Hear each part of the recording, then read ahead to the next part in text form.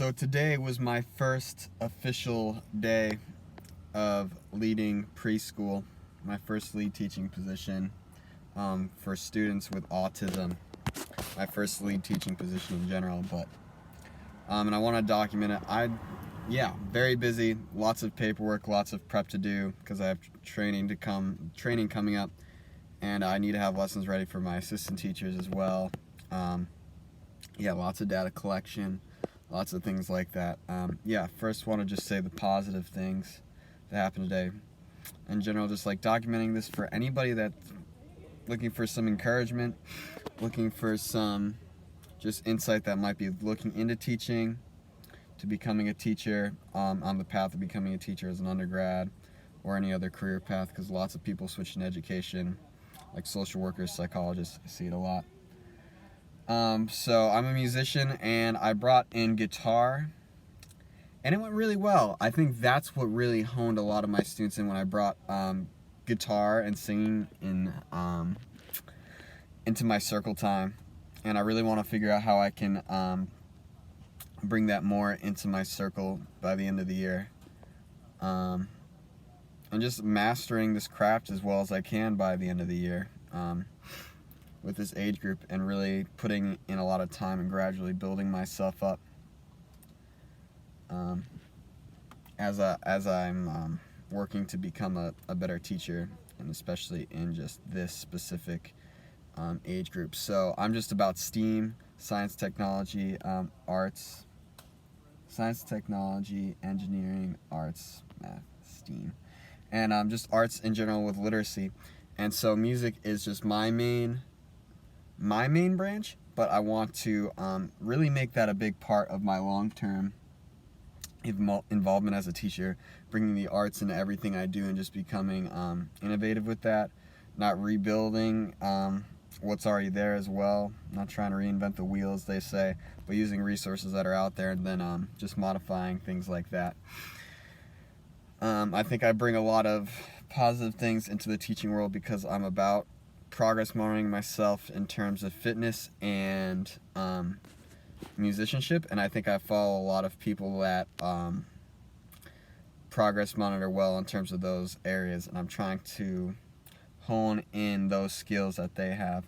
So I think those are some really positive things that I bring in, but there were some serious challenges too today. And I'm not trying to make it seem like I'm perfect at all, because things definitely didn't go perfectly. It's a humbling process, the teaching world. Teaching is a very humbling process because you're always in front of other people and you're making mistakes in front of people. If you have a lot of assistant teachers or other therapists coming in to help. So it just keeps you honest with yourself. So that's one of the hardest things about teaching, I would say. But a lot of my students are nonverbal. More than half are nonverbal. So learning to see, you kind of have a general idea from their education plans / other teachers that have worked with them in the past about how they communicate. But things have changed since they were on a short break as well. And just learning the school system is hard. And working with so many kids at one time that need so much attention, like communication, redirecting. 3 students in particular that need lots of redirection. I have 7 students in my class on Thursdays. Changes day by day because they're not there every day. And I'm in the city of Philadelphia, urban Philadelphia, for a little bit more context.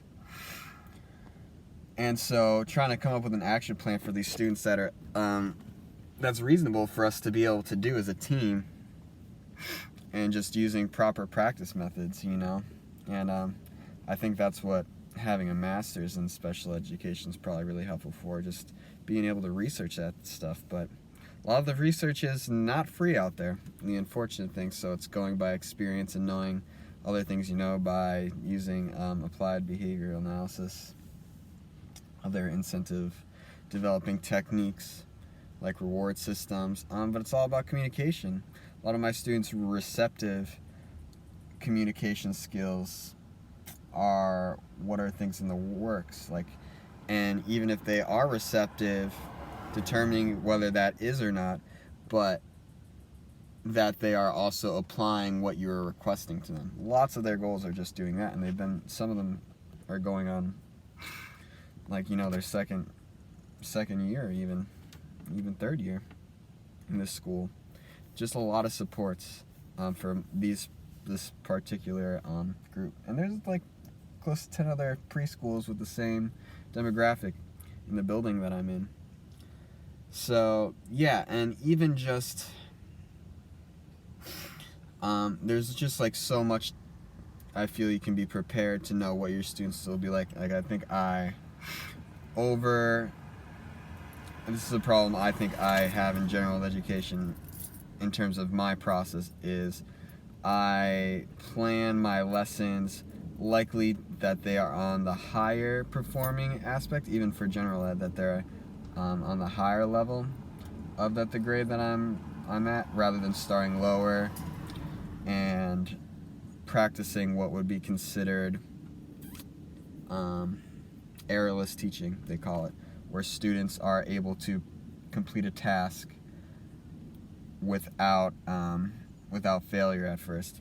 And I think it's good to build good rapport with a student like that, get them feeling comfortable, and usually that requires most prompting, hand over hand gestures, start full physical prompting, partial physical prompting, gesturing to things. For instance, if you're trying to get them to identify a picture, you show them two pictures, a dog and a cat, and you want them to point to the dog. The first time you would hold their hand and point them to the dog. The second time you would pull their hand towards the dog and hope that they touch it. The second one would be you model what you want them to do as you're requesting it. And it keeps going on and on from there. But in general, today is a humbling process. It's a humbling process because I think not to say that you shouldn't expect a lot from your students, for sure, but having your lessons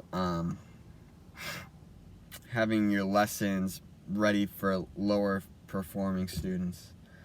And I think that's one of my big mistakes. And that's just a challenge I always have with my lesson planning in general. And for just people like that are starting off there, I don't know what everybody's mind is, because some people I feel are like they've been wanting to be a teacher forever.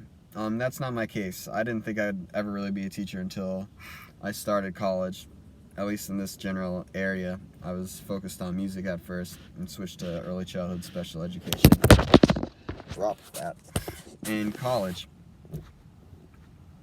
And it's a humbling process because I never thought I would do it, and I felt led my personal beliefs by God to do this, I believe. And just depending on how you feel about that stuff, if you are a Christian or not, whether God tells you to or directs you, or you feel compelled to change your direction, whether that was like a calling on your life, it's hard to determine. But you just try to stay open, hoping that you're doing the right things.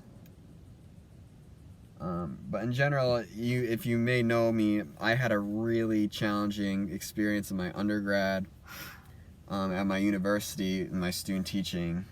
I could go more into detail about it, but where I'm a very critical person of myself, it made me an even more critical person towards myself, just because of how negative the experience was. Not that the students or my performance, but some of the ways I've been critiqued. Not even overly critically critiqued, or just, it's a complicated situation, and I'm not against explaining it, but it's not the time right now.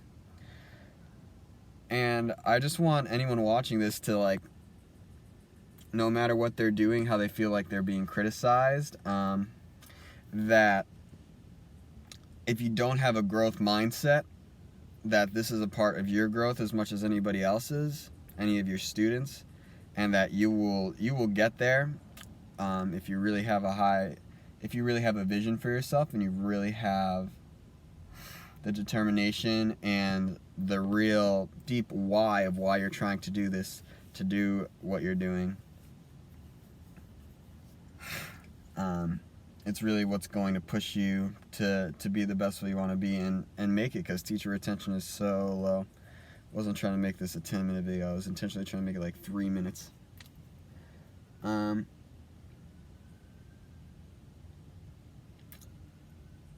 Don't be so critical of yourself, and just trust that the process is the most important thing. And I say that, and I know it's true in my mind, but I don't believe it because I feel like people around me don't think that's true.